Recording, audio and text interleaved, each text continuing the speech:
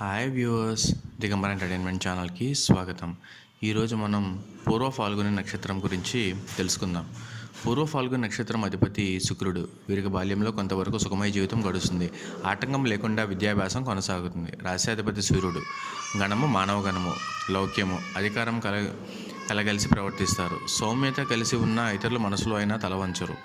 సమయానుకూలంగా ప్రవర్తించే కారణంగా అధికారులుగా రాణిస్తారు. ఉద్యోగ వ్యాపారాల్లో ఇతరులు తల ఉంచలేరు కనుక పై అధికారులతో సహకరించి ముందుకు పోలేరు. సౌమ్యులు అయినా గంభీరంగా కలిగి ఉంటారు. ఇతరుల అభిప్రాయాలను ఖాతరు చేయరు. ఎవరు ఏమనుకున్నా లక్ష్య పెట్టరు. సమాజానికి వ్యతిరేకులు కాదు, కానీ సమాజ స్పృహ ఉండదు. దాన ధర్మాలు, అన్నదాన సత్రములు, విద్యాదానము చేస్తారు. సివిల్ కేసులను ఎదుర్కొంటారు. స్వయం కృతాపదం వలన తాను శ్రమించి సాధించిన దాన్ని వైరి వర్గానికి దారపోస్తారు.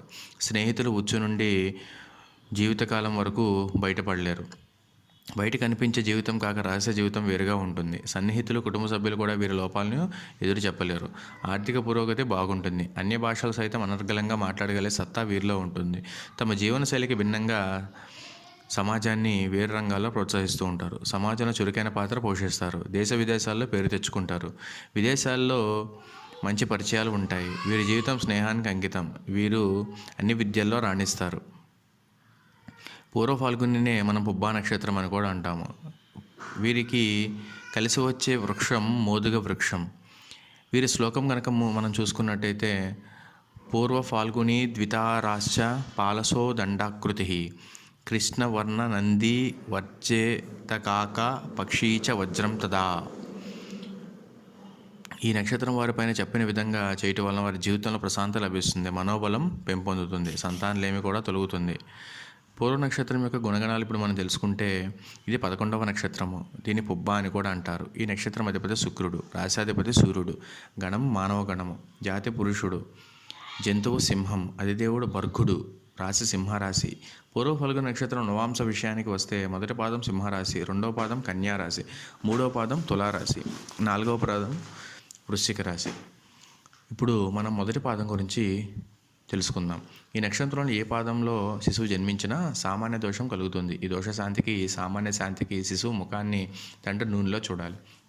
అబ్బాయి పుడితే ధనవంతుడు, ధర్మాత్ముడు, కార్య విచారం ఎరిగిన వాడుగాను, నృత్యశాస్త్రం సమర్థంగా అవుతాడు.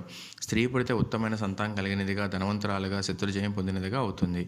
ఈ పూర్వ ఫాల్గుని రెండో పాదం కనుక చూసుకున్నట్లయితే, పూర్వ ఫాల్గుని రెండో పాదంలో జన్మించిన జాతకులు 15 సంవత్సరాల వరకు శుక్రమహార్దశ ఉంటుంది.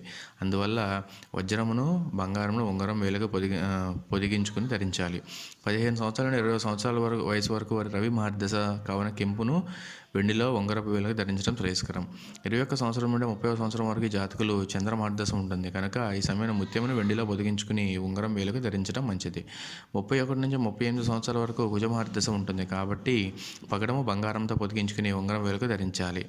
38 నుండి 56 సంవత్సరాల వరకు రాహుమహర్దశ కావున గోమేతకం వెండిలో మధ్య వేలుకు ధరించగలరు. 56 నుంచి 72 సంవత్సరాల వరకు గురు మహర్దశ కాబట్టి కనకపుష్య రాగమును బంగారంలో చూపుడు వేలకు ధరించాలి. పూర్వ ఫాల్గుని మూడో పాదం కనుక మనం చూసుకున్నట్లయితే, పూర్వ ఫాల్గుని మూడో పాదంలో జన్మించిన జాతకులైతే జన్మించిన 10 సంవత్సరాల వయసు వరకు జాతకుల శుక్రమహార్దశ ఉంటుంది. అందువల్ల వజ్రమును బంగారంలో పొదిగించుకుని ఉంగరం వేలుకు ధరించడం ఉత్తమం. ఇక 10 సంవత్సరాల నుండి 16 సంవత్సరాల వరకు రవి మహర్దశ. అందువల్ల కెంపును వెండిలో పొదిగించుకుని ఉంగరం వేలుకు ధరించడం చాలా మంచిది. 16 సంవత్సరాల నుండి 24 సంవత్సరాల వరకు చంద్రమహార్దశ ఉంటుంది కాబట్టి ముత్యమును వెండిలో ఉంగరం వేలుకు ధరించడం మంచిది. 26 నుండి 33 సంవత్సరాల వరకు కుజమహార్దశ. అందువల్ల పగడమును బంగారంలో పొదిగించుకుని ఉంగరం వేలుకు ధరించడం మంచిది. 33 నుంచి 51 సంవత్సరాల వరకు రాహు మహర్దశ ఉంటుంది కనుక గోమేధికమును వెండిలో పొదిగించుకుని మధ్య వేలుకు ధరించాలి. 51 నుంచి 67 వరకు గురు మహర్దశ. అందువల్ల కనకపుష్యరాగమును బంగారంలో పొదిగించుకుని చూపుడు వేలుకు ధరించడం మంచిది. 67 నుంచి 86 వరకు శని మహర్దశ కాబట్టి వీరు నీలం వెండితో పొదిగించుకుని మధ్య వేలుకు ధరించడం మంచిది. ఇక ఆఖరిదైన పూర్వ ఫాల్గుని 4వ పాదం గురించి మనం చెప్పుకుంటే, పుబ్బా నక్షత్రం 4వ పాదంలో జన్మించిన జాతకులైతే జన్మించిన 5 సంవత్సరాల వరకు శుక్రమహార్దశ ఉంటుంది. 5 నుంచి 11 సంవత్సరాల వరకు శని మహార్దశ కాబట్టి కెంపుని వెండిలో ఉంగరంలో వేలుకు ధరించాలి. 11 నుంచి 21 వరకు చంద్రమహార్దశ కావున ముత్యమును వెండిలో ఉంగరం వేలుకు ధరించగలరు.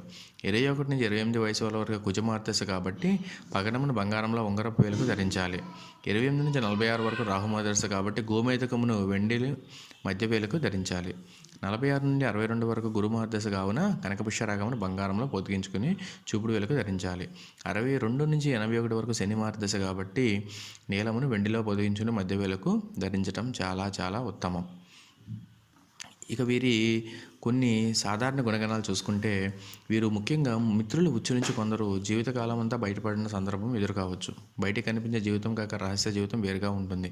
సన్నిహితులు, కుటుంబ సభ్యులు కూడా వీరి లోపాలను ఎదురుగా చెప్పలేరు. ఆర్థిక పురోగతి బాగుంటుంది. అన్ని భాషలు సైతం అనర్గళంగా మాట్లాడగలరు. పుబ్బా నక్షత్రం జన్మించిన వారు అలంకారంలో ఇష్టం కలిగి ఉందరు. సినిమాలు, సాహిత్యము, రచన, నాటక రంగంలో బాగా రాణిస్తారు. వీరి జన్మ నక్షత్రం అధిపతి శుక్రగ్రహము. అందువలన సంగీతాది విద్యల్లో ప్రవేశం ఉంటుంది. స్వార్థం ఎక్కువ, అవకాశవాదులు. తనకు హాని జరిగితే పగబట్టి మరీ కక్ష తీర్చుకుంటారు.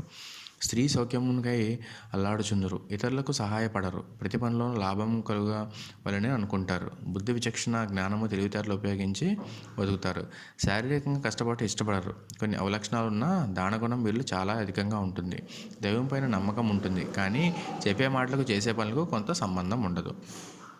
ఇది ఫ్రెండ్స్ పుబ్బా నక్షత్రం, అదే పూర్వ ఫల్గుణ నక్షత్రం యొక్క గుణగణములు. మా ఛానల్ కనుక మీకు నచ్చినట్లయితే లైక్ చేయండి, షేర్ చేయండి, కామెంట్ చేయండి. మరి ముఖ్యంగా మా ఛానల్ని సబ్స్క్రైబ్ చేసుకోండి. Thank you.